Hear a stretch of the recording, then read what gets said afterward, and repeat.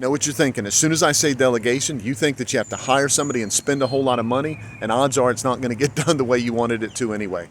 What if I told you there's a simple formula that you can use that would be able to help you avoid all of that and get those tasks off your list so you can focus on why you really got into real estate? That's exactly what we're going to talk about in today's episode of Motivation and Momentum. Let's get started.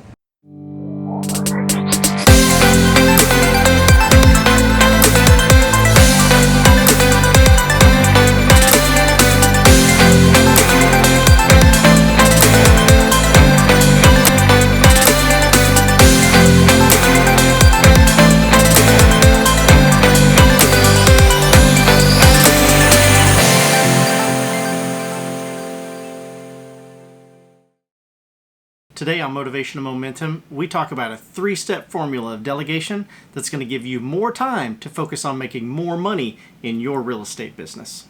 We talked about income producing activities last week, right? What are the things that we need to be doing on a regular basis? How do we get better quality referrals from people? We discussed that, right? So, but in both of those conversations, I mentioned something that I wanted to make sure that we took a little bit of time today to talk about, and it's delegation, okay? And so delegation, we all know, means handing things off to other people. Now, I'm going to go out on a limb here. So you guys all started, you all started a business. You started a real estate practice, right? So the big picture on that is you wanted a little bit of freedom. You got a little bit of that entrepreneurial spirit. You got a little bit of, you don't want people all over you about things. You want to make sure that you're taking the money that you're going to make. You're going to take the reins in your hands and kind of do everything you can to make the money that you want to make, right? And I love that. But that also means you're a little controlling. Just a touch. But that's part of what makes us, in real estate, that's part of what makes us want to do this job. We want to be responsible and we want to be in charge of the things that are happening in this job, right? We want to make sure that we take some control over the money that we make. We want to make sure that we have a certain amount of freedom that comes along with it. With that being said, we have to be careful to not start trying to control everything in our business. And so that's what we're going to kind of dig into today. We're going to spend some time talking about what are the things that we could actually delegate that are going to allow us to kind of grow our business in the direction that we need to. So you just heard a clip from one of our recent masterminds. Now let's listen to Matt talk about how important it is to take action. Go ahead and take action. Go ahead and find some little thing that you need to delegate so that you're comfortable with it. Use the formula that we're about to talk about, and it's going to help you put things in place so you kind of get some of that balance back. But you have to look at it from a point of, I need to take action. Probably the first thing that we would really want to take a close look at is how we're going to delegate that, right? This is where that formula kind of comes in that we were talking about just a minute ago. So, of course, we know we want to have the right person or tool or system in place to help us out. We know that that's what we want to do, right? We also want to make sure that we're actually taking the right task or the right communication or the right part of the transaction, and we're making sure that we're delegating that. So here's what I would suggest to begin with is part of that formula that we're talking about.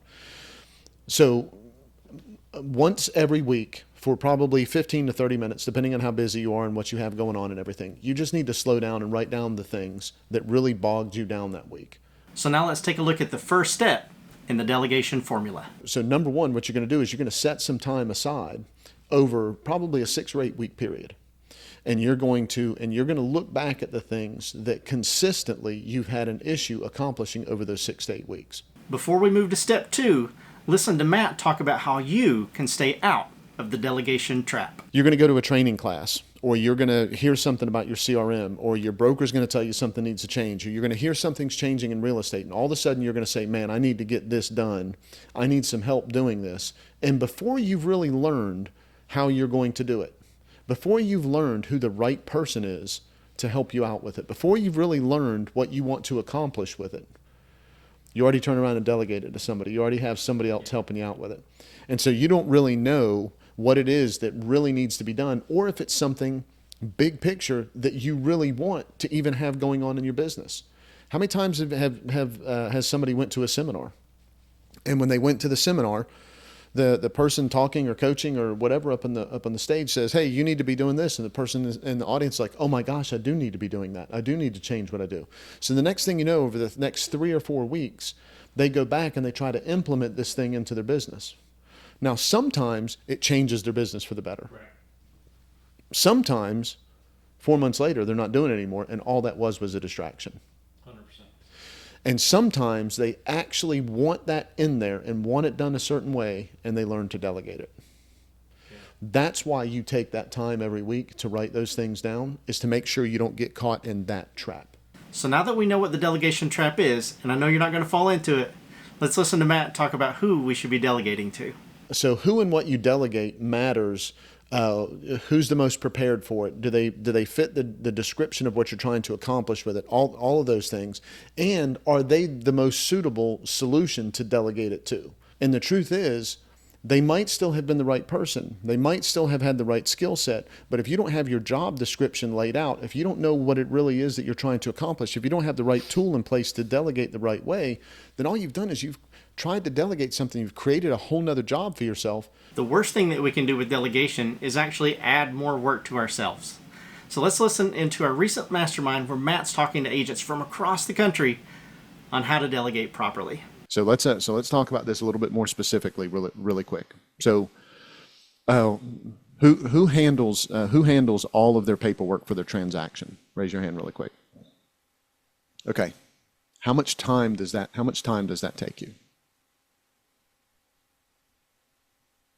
Well, it depends. I mean, I do stuff that's automated, and I'm sure Heather does too. But some things do fall through the cracks. There might be, oh, we need this form signed off so we can get the bank account information to pay it off. I mean, there's stuff like that, but I probably spend a half an hour to an hour. So again, you have the systems in place, so it's a lot of autofill and checklists, so it's there, but it does take time. Yep, absolutely. What about you, Heather? You want to add anything to that? No, I just personally feel strongly about managing my own paperwork. Mm-hmm. Yeah, so maybe control V. No, we talked about that. But I'm going to circle back to that in just a second, okay? Because I promise I completely get it. Kathy, you wanted to jump in on that? Oh yeah, nobody can do anything as well as I can. At all. Zero. So you talk about controlling, that's me. Kathy's Zucker. Hi, my name's Kathy, and I'm very controlling. Absolutely, a lot of agents spend a tremendous amount of time managing their transactions, and I get it. I promise I get it. Exactly what Kathy said. Nobody's gonna. I'm gonna rephrase. She's exactly right, but I'm gonna rephrase what she said a little bit. Okay. Nobody cares about my clients as much as I do. That's what she really means by that. And so she wants to make sure that it goes very, very well. Okay. So part of the issue that a lot of agents have when it comes to delegating, especially when it comes to the transaction, is whoever they're working with isn't trained well, or they don't trust that they're going to have the same conversations the same way that they will. Or if somebody sends this out, I just have to review it before they send it anyway, so I might as well have done it myself. Do you find yourself thinking the exact same thing? No one can do this as well as I can. I think we all find ourselves that way sometime. If you do, leave a comment down below and say, yep, I've seen myself there. But let's listen a little further. And so the only way that we get to that point is if we have a plan to get them from point A to point B and then to point C. Here's what I mean by that. Let's go back to the beginning where we talked about delegating and having a list of things that needed to be delegated. The reason why I want you looking for a pattern in this is because, especially to begin with, I don't want you delegating 15 or 20 things to someone else, because you're not going to be able to keep up with that. You're not going to be able to choose the right person to help you out. You're not going to be able to stay on top of it and manage the process with it. You're not going to be able to do all of those things that you need to be able to do. Start with one. What is that one thing that is the big drain in all of your relationship on everything that's going on? What's that one big drain that you have that if you do it differently, it's going to free up your time exponentially? Everybody has something in their schedule that does that. Now let's see how we can actually determine what needs to be delegated. The end of your week, you need to do a wrap up, probably 15, 20 minutes, 30 minutes if you have time, and just make a list of things that you could have delegated to somebody else. Now, here's the dangerous part on this. If you make that list at the end of this week, and you start delegating the things that are on this list next week, you're going to end up with the wrong list of what needs to be delegated. And the reason why I say that is just because something happened this week that should have been, that you might have been able to get help with somebody else on, doesn't mean that it would happen next week. So what we're looking for is we're looking for a pattern. We're looking for a pattern of things that could have been done by someone else. That pattern of things that could have been done by somebody else. Once we have an idea of what those are, the important part of what's going to happen is we're going to be able to figure out exactly who should be doing that job. So the first thing that we want to do is we want to identify a pattern as much as possible on what it is that we need to pay attention to. Now I'm going to give you a sheet with this breakdown, okay, that has all of this on it, but I'd like for you to write something down first really quick, okay? So high value activities. Write down high value activities first. Do you know what your high value activities are? Those income producing activities. Those things that just have to be done by you. Maintaining the relationships with your customers and clients. Man, being in front of them, making sure it's going the way it's supposed to be going, absolutely that has to be done by you. 100% that has to be done by you. Do you have your processes systemized? So the second one is systemize your processes. If you try to delegate something to someone else and you don't have a system for how you get it done, you're not going to be able to responsibly ask them to do it unless you're telling them to figure it out and bring it back to you, and then I can almost guarantee you're not going to like it because it's not the way that you get it done. Does that make sense? So you have to have a system first for how you do that. The third one is the hard one. Here's the one. All right, this is the one where Kathy's going to sit back in her chair and cross her arms, right? Empower your team to take over the task. This is the one where people like Kathy, like me, when we like for it to be done a certain way, this is the one that we have a hard time with. And the reason why is because we want to make sure things go a certain way for the people that we're dealing with. And in that empowerment stage, it becomes very difficult to let somebody learn through that process. We have to let them learn through that process. We have to empower them to use the system. So you're probably going to start recognizing some patterns. That's a good thing. Now we need to figure out how do we delegate those things, and we need to understand that it doesn't always have to be to an assistant. Now, whenever I talk about delegation, that doesn't mean that I said hire a VA from somewhere else that you've never met and hand them a 3-page document of what they need to do for you and start paying them and forget about it. That's not what I mean when I say delegate. What I mean when I say delegate, some things can be delegated by your CRM. You can have your CRM do certain things for you. You can put tasks as reminders on your calendar, on your schedule.